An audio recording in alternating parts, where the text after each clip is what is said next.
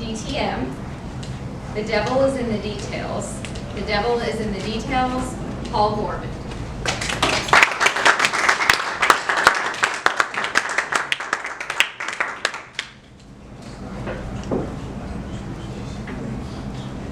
Upon landing, the pilot jammed on the brakes, pulled back on the yoke, but it wasn't enough.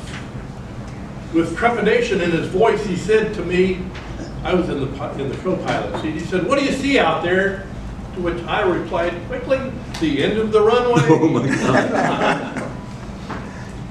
As the end of the runway was approaching, he abruptly turned onto the last exitway from the runway. As the wing dipped toward the ground, I swore that the other wheel was going to come off of the ground. We made a U-turn, and the airplane finally slowed and came to a stop. Well, how did that happen?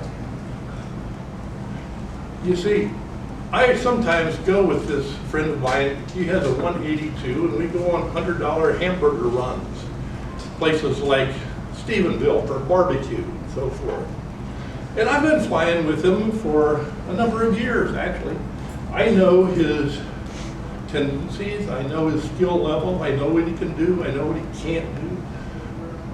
But this story, I could spend all afternoon probably critiquing him, but this story is not about him. This story is about me, the mistakes that I made. You see, I was just a passenger, passive. I'm not responsible for that airplane. I'm not responsible for the way he flies.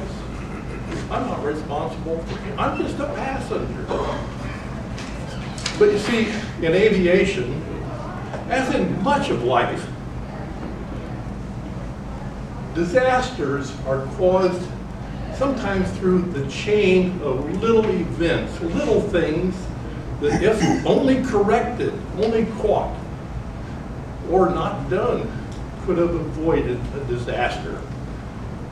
That's what I want to talk about this morning, because you see, I was responsible for some of the errors that took place in that flight, even though I was just a passenger. To start off with, when we went to the airplane, he said, "Oh, the airplane flew great yesterday." Ah, okay, great. So that led me to, okay, airplane must be in good shape, right? So as we were preparing this airplane to come out of the hangar, I gave it a cursory walk around. I looked at it. I didn't pay a lot of attention. I certainly didn't follow a checklist to do a pre-flight. We got the airplane out. As I always do, I got the checklist out. He's not much on checklists. And I read it line by line to him. But I noticed that in the checklist, there was one thing that was missing, and that was a brake check. Every other checklist I've ever seen has a brake check, where you check the brakes after you start, but before you taxi. Wasn't there. I noticed, didn't say anything. Well, the flight went fine. We went off and we came back.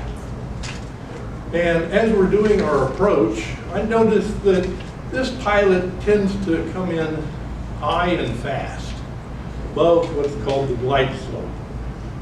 And that was verified because there are lights on the runway that will tell you if you're above or below or on the glide slope. It was verified he was, like normal, fast and above the glide slope. I mentioned it to him, but I didn't say anything too much. So that's how we ended up halfway down the runway, landing halfway down the runway, too fast. Now, the truth is that the most useless part of that runway is the part that's behind you. You can't use that too well. So that's how we ended up there.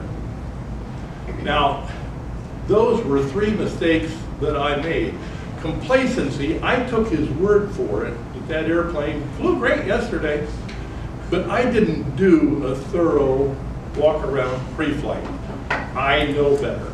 I'm a well-trained pilot. I have a lot of experience. I know better.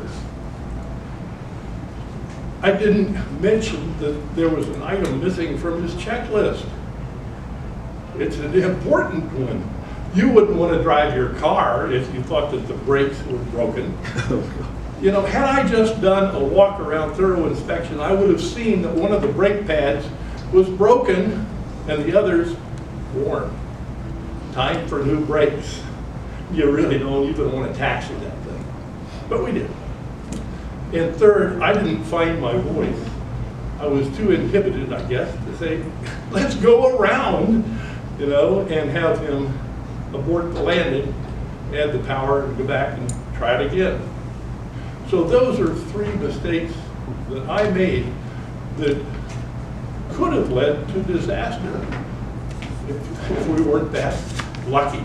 You see, the devil's in the details.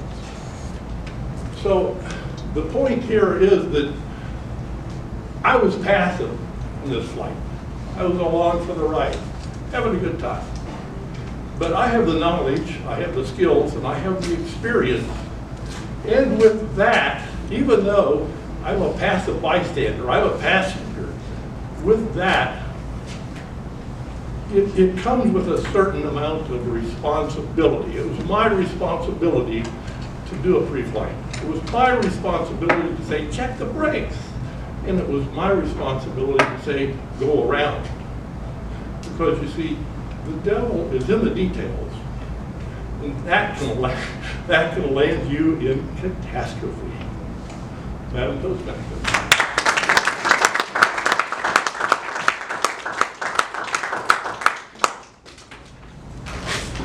Thank you, Paul. Our next speaker, also distinguished Toastmaster, Sun Win. The title of her speech is My Childhood Wildest Dreams.